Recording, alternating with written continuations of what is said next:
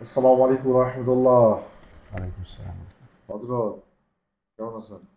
জি, আলহামদুলিল্লাহ ভালো। আচ্ছা, আপনি বলেন কেমন না। আছেন? আছি আলহামদুলিল্লাহ, আল্লাহ ভালো আছে। আপনি কি সমস্যা নিয়ে সাক্ষাৎ করছিলেন? আমার আসলে টাইমিংটা কম হয়তো, আর হচ্ছে মূলত এটাই সমস্যা ছিল। টাইমিংটা আছে। চিকিৎসা করার পরে সময়টা কতটুকু হয়েছে? তো আমার হচ্ছে টাইমিং কম হইতো, আর এই স্ট্রং হইতো কম। এটা চিকিৎসার পরে আলহামদুলিল্লাহ আমার এখন এভারেজে 40 মিনিট হয়। আচ্ছা, আপনি কিন্তু সত্য বলছেন। জি, আমি সত্য বলছি। অনেক দর্শকরা কি মনে করবে জানেন? বলছে যে আপনাকে আমি ভাড়া করছি, আপনাকে শিখাই দিয়েছি।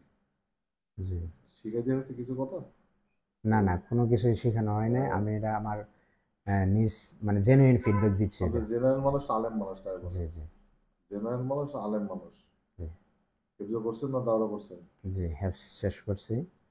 প্লাস কিছু কিতাব কিছু পড়ছেন? যে কিতাব হচ্ছে আর কিছু জমাত পড়লে আলেম শেষ হইতো। এটা পরে শেষ করবেন নেক্সটে। জি, ইনশাল্লাহ। ওটা পাঠদান করে শেষ করবেন। আমার একটা ভিডিও হচ্ছে যেহেতু জি আপনি দোয়া করলাম। জি, আল্লাহ এটা তালা কাজে কবুল লাগবে, করুন। জীবনে কাজ খেদমত করার সুযোগ আছে, জি, হ্যাঁ? ইনশাল্লাহ। আর পাশাপাশি জেনারেলে পড়তেছি। না, এই একটাতে ধরেন, যে কোনো একটা চাকরি করেন, কাজে দিবে, কাজে জি, দিবে। ইনশাল্লাহ। আচ্ছা, আর এখন আমি যেটা জানতে চাচ্ছি যে স্ত্রী সন্তুষ্ট কিনা। স্ত্রী মোটামুটি চলে, তবে আমার মনে হয় আরেকটু হইলে ভালো হয়। আচ্ছা, আমি আরেকটু চেষ্টা করবো ওষুধ দেওয়ার। আর আহ, আগে থেকে তার ব্যবহারে, তার কথাবার্তায় কোনো পরিবর্তন হয়েছে কিনা? অবশ্য পরিবর্তন হয়েছে। আগে দেখা গেছে সে বলতো আর কি যে হ্যাঁ চলে চলে, কিন্তু আমি বুঝতাম যে না, তার আরেকটু সময় প্রয়োজন। কিন্তু এখন দেখা গেছে সে মানে আমাকে বলে যে আপনি তো আগের থেকে অনেক ভালো, মাশাল্লাহ। সে সন্তুষ্ট, আলহামদুলিল্লাহ, খুব সন্তুষ্ট। আচ্ছা, যাদের এই ধরনের অসুখ আছে তাদের উদ্দেশ্যে আপনি কিছু নসিহত করেন। আমি তাদেরকে বলবো, আমারও প্রথমত এমন হইতো যে উম, আসলে ওইখানে গেলে আমি সঠিক ট্রিটমেন্টটা পাবো কিনা, বা এটা আসলে সত্য কিনা। তো তখন স্যার বলছিল যে এই একটা ক্লু দিছিল এটা আসল হওয়ার পিছনে, সেটা হচ্ছে সাবস্ক্রাইবার বেশি হবে। তো আমি ওইটা দেখে আসছি। আমি বলবো যারা এই সমস্যাতে আছে তারা এসআর স্যারকে একটু ট্রাই করুক। ইনশাল্লাহ ভালো করা মালিক তো আল্লাহ। আল্লাহ। তবে স্যার হচ্ছে একটা উছিলা মাত্র।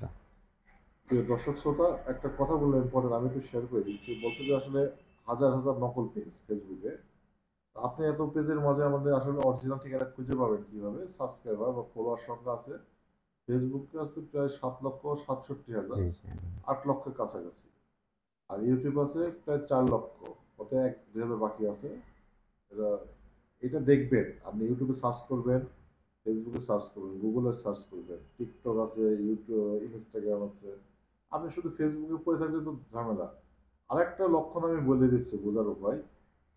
আমরা তো সরাসরি, যেমন এই ভিডিওটা দেখছেন, যত রোগী সুস্থ হয়েছে আমার চেম্বারে এসে সুস্থ হয়েছে। বাসা থেকে অনলাইন থেকে ওষুধ কিনে কিন্তু সুস্থ হচ্ছে না, এটা মাথায় রাখতে হবে আপনাকে, হ্যাঁ? যারাই সুস্থ হবে তারা চেম্বারে এসে সুস্থ হচ্ছে। আপনি ওষুধ কিনবেন না, অনলাইনে টাকা পয়সা লেনদেন করবেন না, ভিজিটের জন্য, সিরিয়ালের জন্য 1 টাকাও লাগে না। তখন যারাই বলবে তারা প্রতারক। সাবধানে থাকবেন। আর সরাসরি টেস্ট করলে হসপিটাল ৮০ নগর ঢাকা, এটা শুধুমাত্র ঢাকা চেম্বার, কাজ চলে আসবেন। সালাম আলাইকুম।